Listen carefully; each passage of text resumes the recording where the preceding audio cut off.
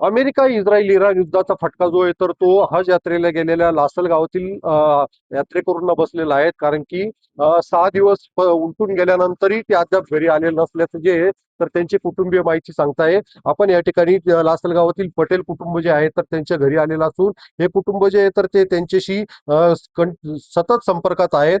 मात्र त्या ठिकाणी त्यांना अनेक अडचणीचा सामना करावा लागतोय. आणि नेमकं काय अडचणीचा सामना करावा लागतोय तर आपण त्यांच्याजवळून जाणून घेणार आहोत. मला हे सांगा, तुमचे आई वडील जे आहे तर ते हज यात्रेला गेलेले आहेत, अजूनही ते परत आलेले नाहीये, नेमकं काय कारण आहे? आणि तुम्ही शासनाजवळ काय मागणी करणार आहे?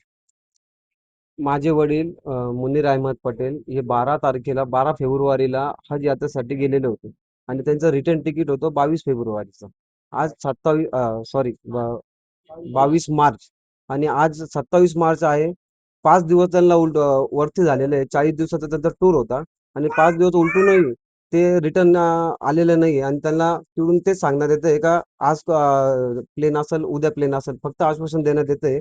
तर सरकारकडून आमची एवढीच मागणी आहे का त्यांना लवकरात लवकर सुखरूप आमच्या घरी त्यांना पोहोच करावा.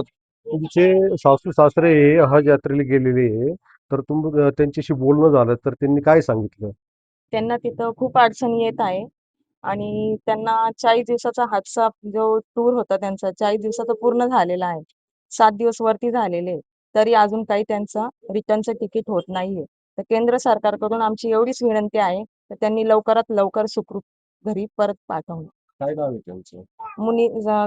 सासऱ्यांचं मुन्नीर अहमद पटेल आणि सासूचं रियाना मुनीर पटेल.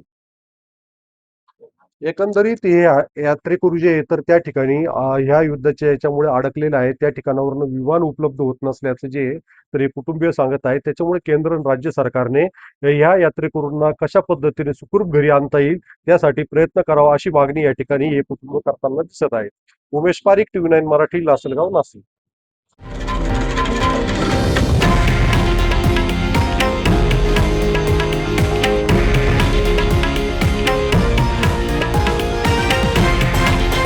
हे आहे देशातील नंबर 1 न्यूज नेटवर्क आणि आपण पाहत आहात TV9 मराठी, एकमेव.